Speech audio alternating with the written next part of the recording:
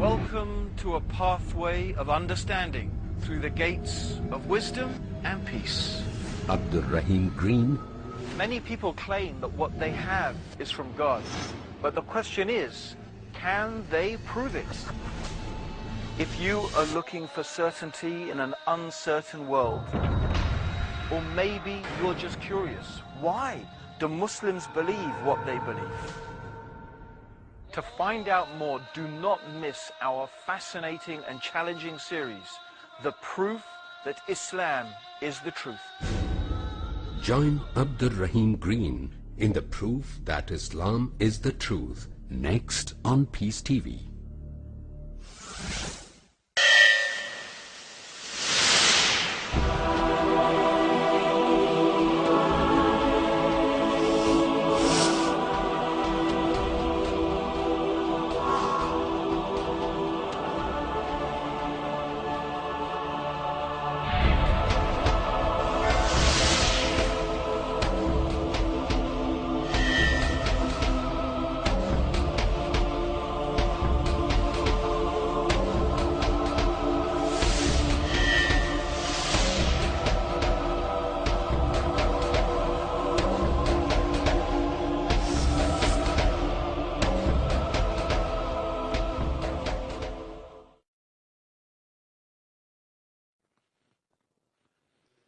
Assalamu alaikum wa rahmatullahi wa barakatuh. All praise is due to Allah. We praise Him, we seek His help, and we ask for His forgiveness. We take refuge with Allah from the evil of ourselves and from the evil consequence of our evil actions. I'm Abdul Rahim Green, and you're joining me for The Proof that Islam is the Truth. Now today we're going to be talking about the preservation of the hadith and the sayings of the Prophet Muhammad sallallahu alaihi wasallam. May God's peace and blessings be upon him. And in the last episode we talked about the remarkable oral transmission and memorization of the Quran, how children as young as 7 years old, even younger than that, have memorized the entire Quran. And by the way, some of them don't even speak Arabic. There's no book in the world like that. But the Quran is not the only source of guidance for Muslims. We also need the Sunnah and the living example of the Prophet Muhammad in order to fully comprehend and understand the religion of Islam. And we're going to examine today how the scholars of Islam have painstakingly preserved and authenticated the sayings of the Prophet Muhammad. So that's our task today, to talk about that. Just to remind ourselves about the ancient times when the Prophet Muhammad sallallahu alaihi wasallam and his companions were living. As Michael Zwelter, he notes that in ancient times when writing was scarcely used, memory and oral transmission was exercised and strengthened to a degree now almost known.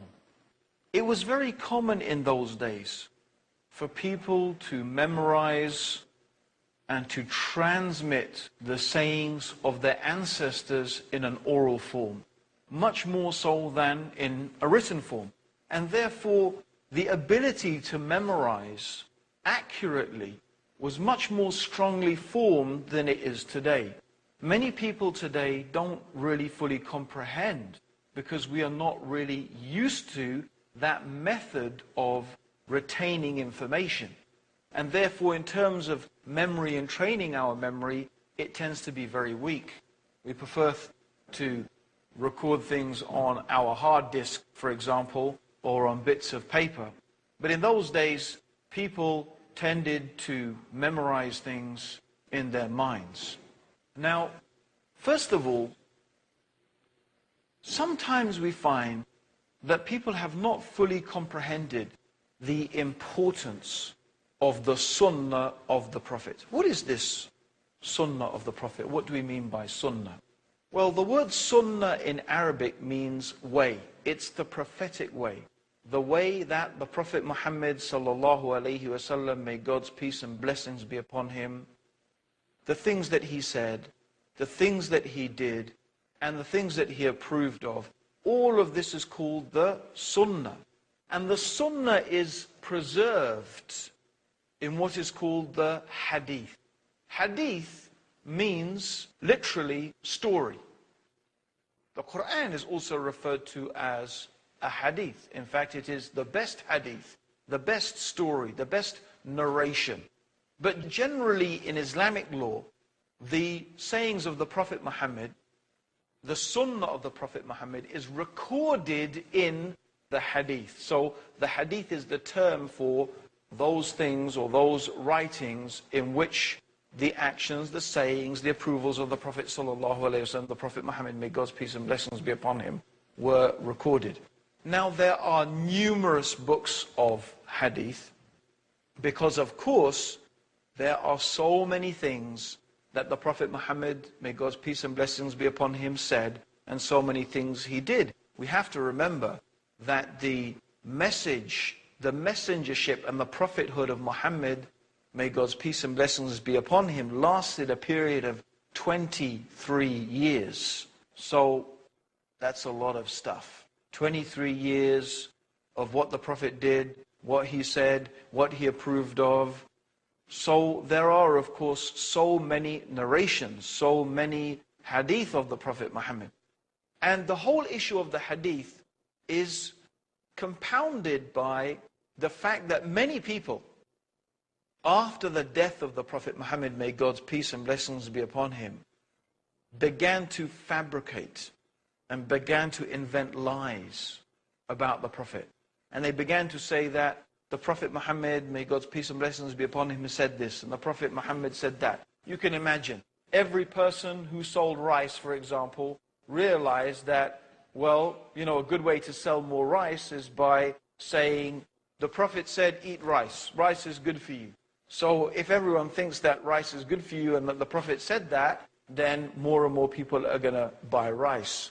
So also rulers try to justify their actions, sometimes their wrong actions, by invented hadiths and sayings of the Prophet Muhammad. So what developed in the Muslim world, and we're going to talk about that, is a science, a very amazing science, through which and by which we could distinguish what are the true and what are the false sayings of the Prophet Muhammad. And all of this gives us added conviction that when we talk about the religion of Islam, we're talking about something verifiable. We're talking about something authentic. We're talking about something about which we have a scientific, verifiable process through which and by which we can know what the Prophet Muhammad said and what he didn't say. By the way, people were able to do this with the hadith or the sayings of the Prophet Muhammad in a way that they were never able to do with the Quran. First of all, the Quran was memorized in its entirety by thousands of Muslims from the earliest days of Islam. Also, in terms of its text, as we have already mentioned, it was compiled and collected and collated from the earliest days of Islam. So, if anyone wanted to make a different interpretation of Islam, if any deviant sect or group or ruler or individual wanted to justify something by the Quran, they were never able to invent a new verse or introduce a new ayah or verse of the Quran. It was impossible to do that because the text of the Quran had been established from the very earliest days of Muslim history, and it was agreed upon unanimously by everybody. This was not the case with the hadith or the sayings of the Prophet. And we can say, actually, it is true until today. We still have numerous books of the hadith of the Prophet. And we do not have any single book where all of the authentic hadith of the Prophet have been compiled in one place. We do have a collection of hadith that is rigorously and highly authenticated, and it is considered to be the most authentic textual reference in the religion of Islam after the Quran, and that is known as Sahih al-Bukhari. Sahih means good, sound, authentic. And al-Bukhari is the name of the imam or the scholar who collected these various traditions and sayings of the Prophet Muhammad, may God's peace and blessings be upon him. The next most authentic collection of prophetic traditions after Sahih al-Bukhari is Sahih Muslim. Again, that means the authentic and sound collection, but this time it was a collection that was compiled by Imam Muslim. He was also a very great scholar. The Quran says many times, Ya ayyuhal ladhina amanu, atiyu Allah wa atiyu Rasul, which means, O you who believe, obey Allah and obey the Messenger. And we're going to talk a little bit more about that after the break. So don't go away. Join us for the preservation of the sayings of the Prophet in our series, The Proof That Islam is the Truth. Assalamu alaikum.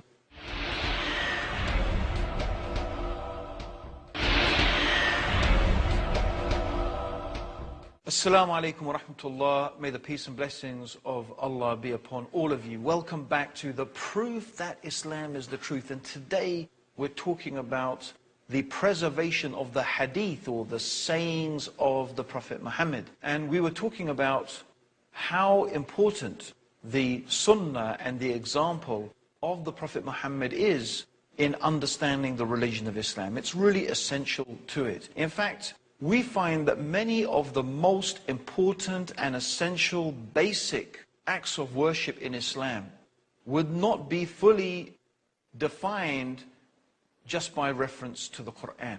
For example, let's take the 5 daily prayers. If you wanted to know how to pray 5 times every day, what are the times of the prayers? How should we say the prayers? How many units are there for each particular prayer? What do we say in each position in the prayer? What are the positions? What are the orders of the positions in the prayer? These things are not mentioned in the Quran.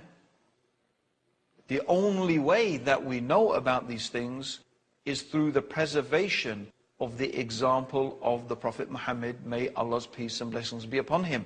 So the Prophet Muhammad, may God's peace and blessings be upon him, said, pray as you have seen me pray. So Muslims therefore are trying to emulate and follow the example of the Prophet. The Quran says, Aqimus Salah, establish the ritual prayer, but the details of it is not given in the Quran. Similarly, there are many things in the Quran that we would not be able to understand it unless the life story, the life history of the Prophet Muhammad, may God's peace and blessings be upon him, had been preserved. For example, the 80th surah of the Quran, in the very first ayah, it says, Abasa wa tawalla, which means he frowned and turned away. Who frowned? Who turned away from who? What is this talking about? Unless we know the seerah and the life history of the Prophet Muhammad, may God's peace and blessings be upon him, we will be clueless about what this is actually referring to. And I'm only giving one of many, many examples in the Quran.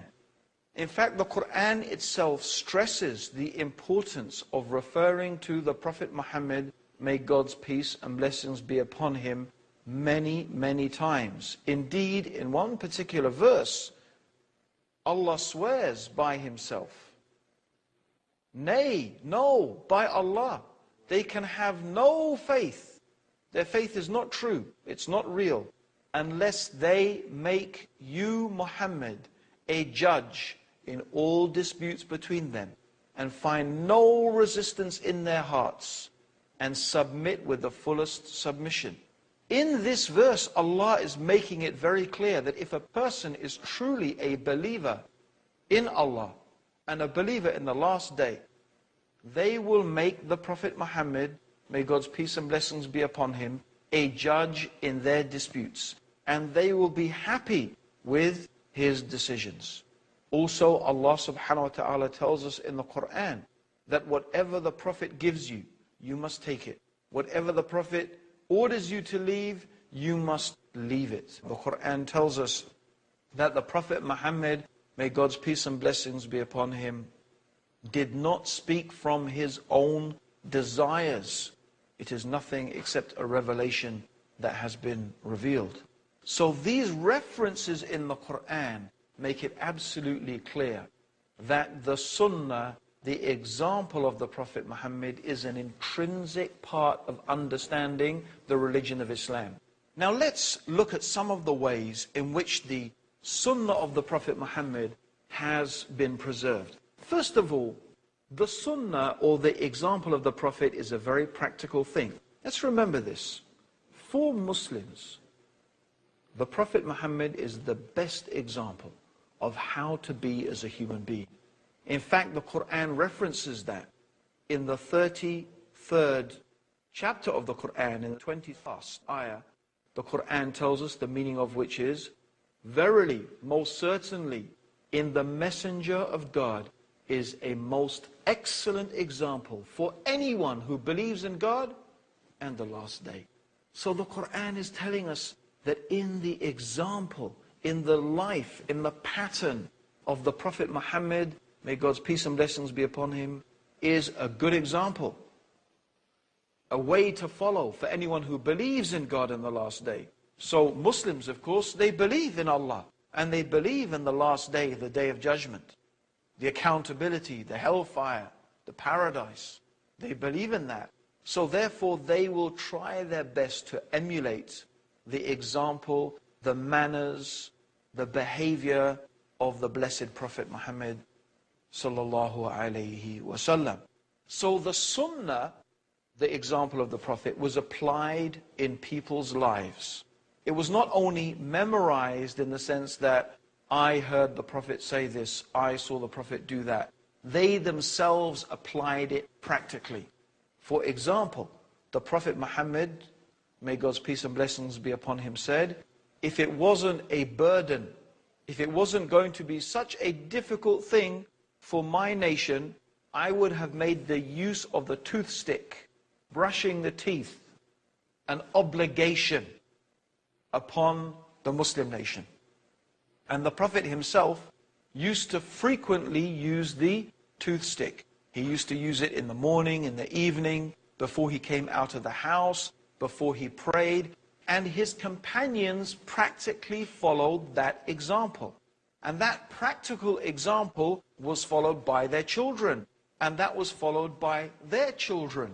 And so they would say, well, we saw the Prophet Muhammad do this, and we saw the Prophet Muhammad sallallahu alayhi wasallam do this, and this is what he told us to do. So it is not, remember, it is not merely memorizing some academic thing. It's an actual practical application in one's everyday life. So this is one of the ways in which the Sunnah of the Prophet was preserved. And just in reference to this, I remember that my dad always taught me a saying. My dad, Gavin Green, he taught me a saying that his dad taught him, and probably his dad taught him.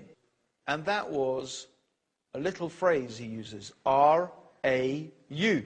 R-A-U is an acronym for return after use. Meaning when you have used something, make sure you put it back where you found it in the first place. Return after use. So actually what we find is here is a chain of transmission. I learnt from my father, Gavin Green, who learnt from his father. So actually this chain stretches back over 100 years. If you count, my father is 86, and you count it back to his dad, that is really nearly, 70, 80 years. That's quite a long time. And if I inculcate my children with the same thing, and then they narrate it to their children. This is what we call a chain of transmission. This has a special term in Islamic terminology. It's called the isnad. And the isnad is a very, very important thing in the preservation of the sayings of the Prophet Muhammad. Because people began to invent things, and they began to invent sayings about the Prophet. So some of the companions, they said, okay, we will not accept anymore anyone coming along and saying, I heard the Prophet say this, I heard the Prophet said that. No, we want to know which companion of the Prophet Muhammad did you hear this from? And then they would go and check from this companion. Did you say this? Did you hear the Prophet Muhammad sallallahu alaihi wasallam say that? And if they discovered that the person was a liar and they had invented a lie, they would tell everybody. They would make it known publicly. This man lied against the Prophet. Don't believe him. He's a liar. He's a kadhab. He's an inventor of hadith of the Prophet. And one of the most strong hadith of the Prophet that is through a mutawatir transmission, and we mentioned what mutawatir is previously, is that whoever lies about me intentionally, let them put their seat in the hellfire. Whoever intentionally invents a lie against the Prophet, they are going to be destined to be burned in hell. It's a very, very severe thing. So nobody should go around inventing things and saying the Prophet Muhammad sallallahu alaihi wasallam said this and the Prophet Muhammad said that. Well, some people did start doing that, even to the extent that Aisha was commenting about this fake coins that she called. The fake coins were not real fake coins, they were the hadith of the Prophet that people were inventing.